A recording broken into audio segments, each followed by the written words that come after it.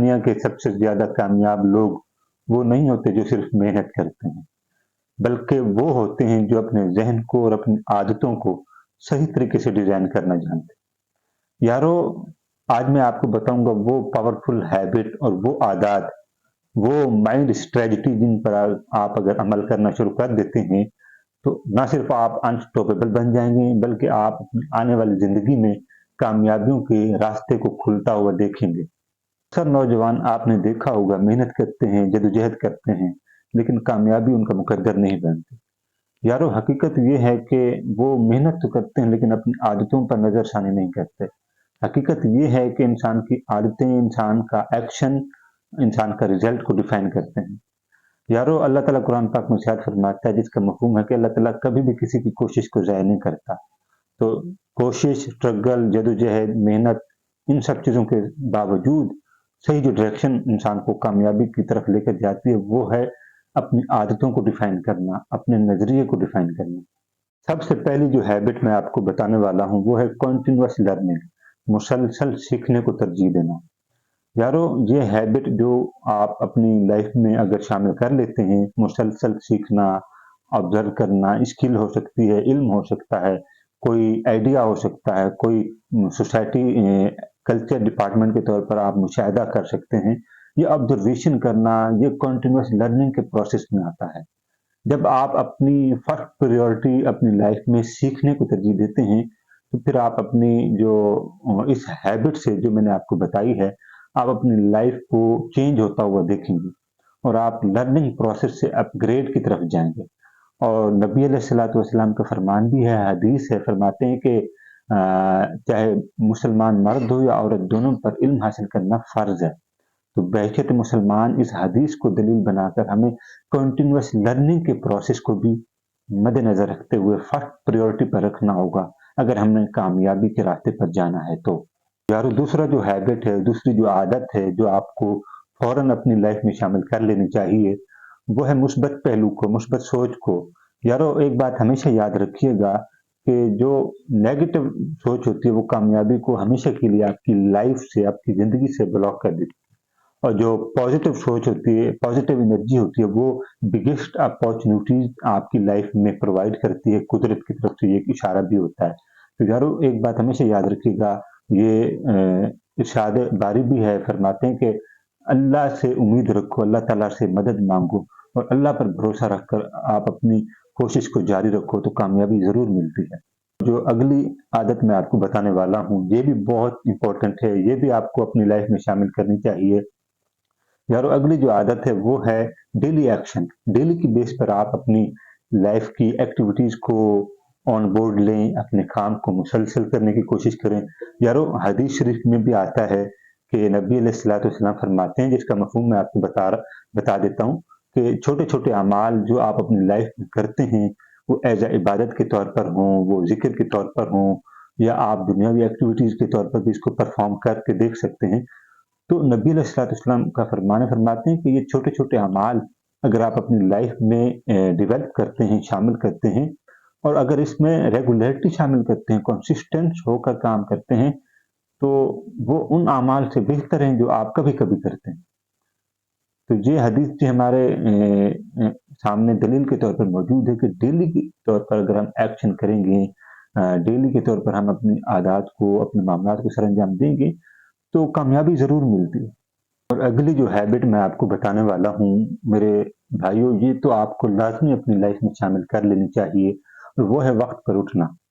جب آپ اپنے کام کو لے کر کنسسٹنٹ ہوتے ہیں اور اسٹرگل کر رہے ہوتے ہیں، جدوجہد کر رہے ہوتے ہیں، تو وقت پر اٹھنا ضروری ہوتا ہے، کیونکہ یہ ہمارا اسلام بھی ہمیں حکم دیتا ہے کہ آپ وقت پر اٹھیں، فجر کی نماز ادا کریں، رب سے دعا کریں۔ اور یار، جب آپ رب سے دعا کرتے ہیں تو پھر آپ اپنی کامیابیوں کے لیے جب سورج نکلتا ہے اور اسٹرگل کرتے ہیں، آگے بڑھتے ہیں، تو پھر یہ کیسے ممکن ہے کہ آپ وقت پر اٹھیں، اپنے رب سے اپنا ریلیشن بلڈ اپ کریں؟ تو اللہ تعالیٰ آپ کو کبھی مایوس نہیں کرتا، اور یہ اللہ کی وہ واحد ذات ہے جو انسان کو کبھی مایوس نہیں کرتا۔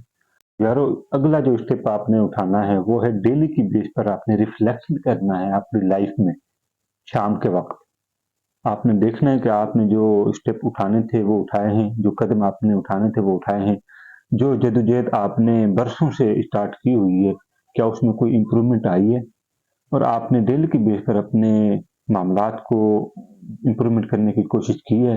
क्या आपने डेली की बेस पर अपनी लाइफ को स्ट्रगल करते हुए, आगे बढ़ते हुए कुछ नोटिस किया है? ये सारी चीज़ें रिफ्लेक्शन कहलाती हैं, और ये रिफ्लेक्शन तभी होगा जब आप अपने अपनी सोच को इन आदतों से प्रोसेस करोगे, इन आदतों से गुज़ारोगे।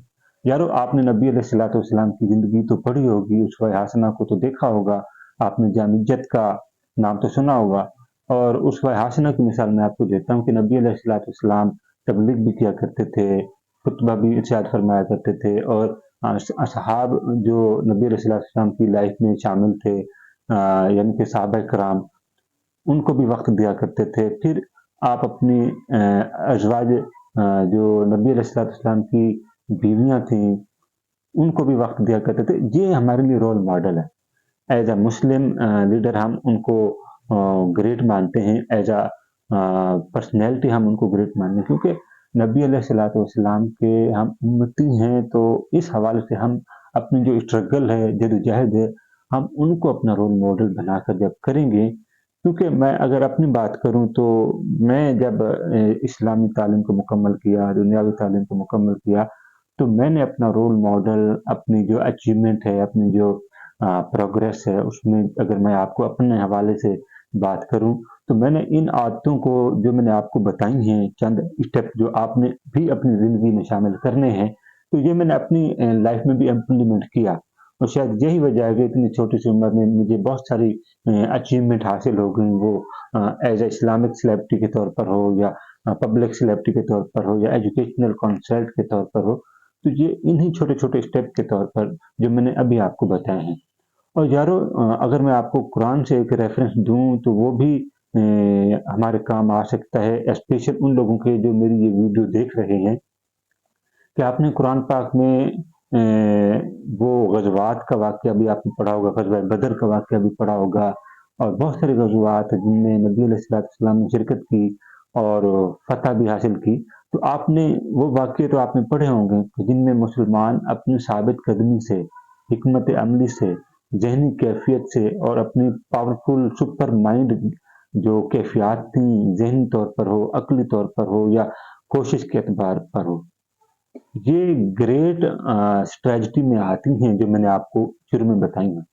फिर जाकर जंग को फ़तह किया, इस्लाम को फैलाया, तबलीग का काम किया।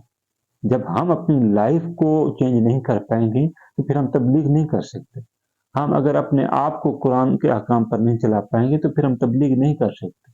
हम अगर अपनी लाइफ में अहादीस के असूल को आप इम्प्लीमेंट नहीं कर सकते, तो फिर हम तबलीग भी नहीं कर सकते। सबसे पहले अपनी प्रायोरिटी को बेहतर करें, अपनी कैफियत को बेहतर करें, अपने ज़ाविये को बेहतर करें।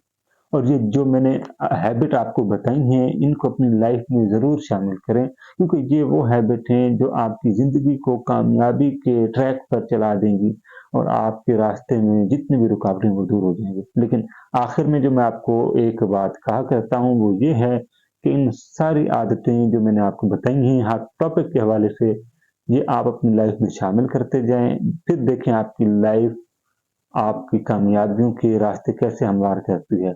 स्ट्रगल करें, कोशिश करें, और एक और इम्पोर्टेंट बात, रब से दुआ करना मत भूलिएगा, क्योंकि दुआ में वो ताकत होती है जो आपकी कोशिश में भी नहीं है। दुआ में वो तासीर होती है जो आपकी कोशिश में भी नहीं है। और रब की नेमतों में से एक नेमत रब से दुआ माँगना भी है। आप सजदे में हों, कहीं बैठे हुए हैं, कहीं गैदरिंग में हैं, या किसी महफ़िल में हैं, दुआ फिर भी माँगी जा सकती है। दुआ का कोई टाइमिंग नहीं होता। बस दिल की कैफ़ियत का बदल जाना, ये दुआ की कैफ़ियत है। दुआ की जो हिकमत है, वो अल्लाह के साथ रिलेशन बिल्ड करने में। तो ये जो साइन हैबिट मैंने आपको बताई हैं, अपनी लाइफ में शामिल करें, और मुझे अपनी दुआ में ज़रूर शामिल कीजिएगा। अल्लाह ताला हम सबको कामयाबियों के रास्ते पर चलाए।